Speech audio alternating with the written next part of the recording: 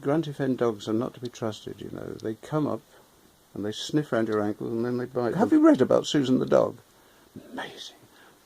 A clergyman who, and the history of the clergy of Grunty Fen and neighbouring villages is not an entirely happy one.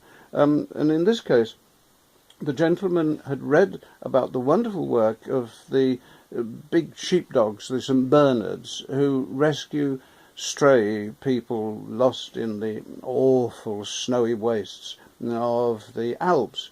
And he wanted to do the same thing, but he didn't think that sending dogs out across the fens, where many people do fall into dreadful peril in swamps and bogs, because as you know, I've told you before, one of the many perils of the swamps and bogs on the fens, even the puddles, is that they are deeper at the sides than in the middle.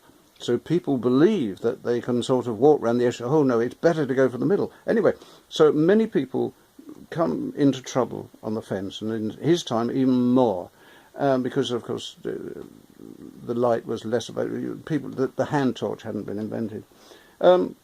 So he thought he would put dogs out on the fen, trained dogs with not alcohol, which he was opposed to, round their necks, but he thought something that was more traditional as a sustenance for people who were hungry, exhausted and lost would be meat pasties. So he had a way of attaching pasties to the dogs, who would then send out to look for the lost. Well, you can guess the outcome, can't you? I mean, the dogs ate the pasties.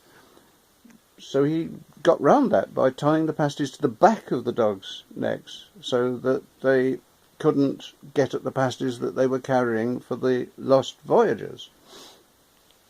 Unfortunately, other dogs... Look, I won't tell the whole story, but possibly you can guess what happened with that one. It's not a happy story.